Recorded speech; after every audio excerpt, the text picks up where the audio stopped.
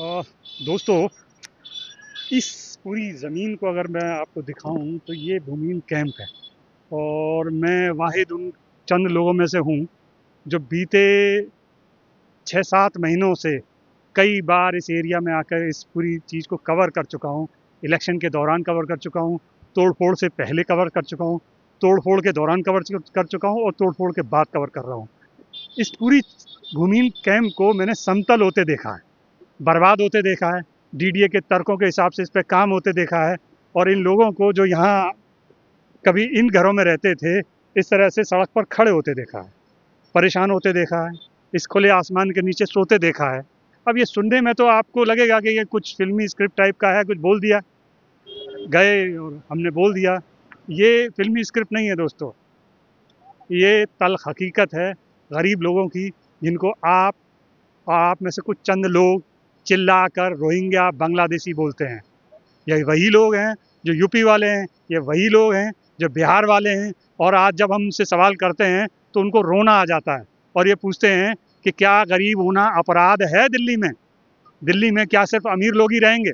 गरीब लोगों को सुनने वाला कोई नहीं है। आज जो घटना हुई वो बहुत डरावनी है कि इनको नोटिस भेजे गए और बड़ी संख्या में नोटिस, सैकड़ों की संख्या में नोटिस पहुंच रहे हैं।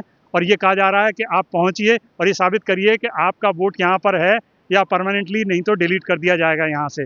सुनवाई के लिए जो डेट दी जा रही है उसके 3 दिन बाद, यानी 3 दिन बाद उनके पास नोटिस पहुंच रहा है। ये किस तरह की व्यवस्था है अब आप समझ सकते हैं। मैंने नोटिस आपको दिखाए हैं और मैं आपको साथ साथ, जब ये विजुअल चलेगा तो साथ में पैरेलल आप उस वक्त को भी देख सकते हैं जब ये रिपोर्टिंग मैंने की थी। मेरा बस यही कहना है, सरकार के पास पूरे हक हैं कार्रवाई करने के, चीज़ों को अपने हिसाब से बेटर करने के। लेकिन किसी भी सरकार को ये करने का हक नहीं है कि वो किसी के मानव अधिकारों का हनन कर ले।